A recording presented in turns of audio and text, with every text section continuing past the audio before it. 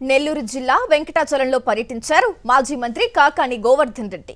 దిత్వా తుఫాన్ నేపథ్యంలో జాతీయ రహదారి వద్ద మునిగిపోయిన పంట పొలాలను పరిశీలించారు. గిరిజన కాలనీల్లో పర్యటించి వారి సమస్యలు తెలుసుకున్నారు. తుఫాన్ హెచ్చరికలు ఉన్నా ప్రభుత్వం ముందు జాగ్రత్త చర్యలు చేపట్టలేదని హెచ్చరించారు.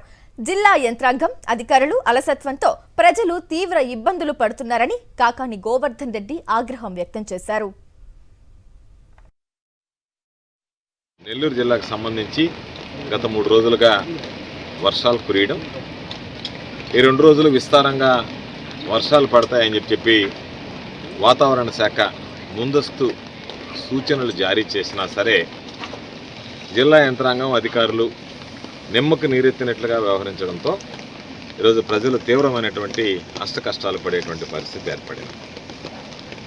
ముందస్తు చర్యలు తీసుకోకపోవడం, ఈరోజు ప్రజలందరూ గమనించాల్సింది, వైఎస్ఆర్ కాంగ్రెస్ పార్టీ ప్రభుత్వం అధికారంలో ఉన్నప్పుడు, జగన్మోహన్ రెడ్డి గారు ముఖ్యమంత్రిగా ఉన్నప్పుడు వీటికి సంబంధించినటువంటి సమీక్ష సమావేశాలు జరిగాయి.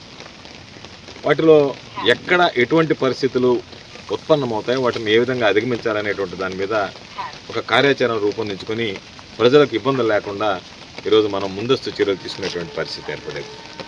ఈరోజు జరిగినటువంటి నిర్వాకం, ఈరోజు పాపం ఈ కాలనీలు పర్యటిస్తుంటే ఇళ్లలో నుంచి బయటకు రాలేనటువంటి పరిస్థితిలో ఈరోజు అనేక కుటుంబాలు ఇళ్లకే పరిమితమయ్యాయి.